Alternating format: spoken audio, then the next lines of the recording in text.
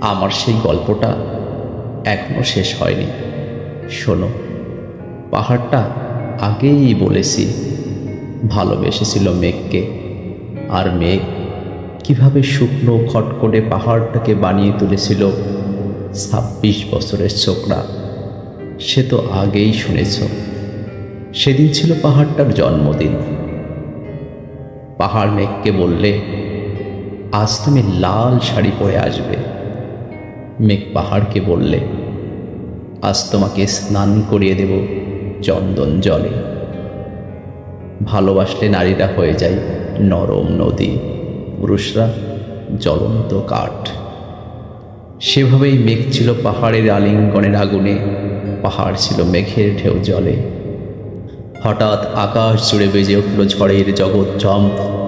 ছাকড়া চুল উড়িয়ে ছিনতাইয়ের ভঙ্গিতে ছুটে এলো এক ঝাঁক হাওয়া। মেঘের আঁচলে টান মেরে বললে, ওঠ ছুরি, তোর বিয়ে।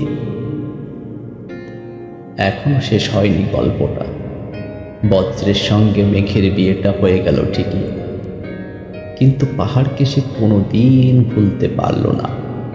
বিশ্বাস না হয় তো চিরে দেখতে পারো পাহাড়টার হাড় পাঁজর, ভিতরে থই থই করছে শত ঝর্ণার জল।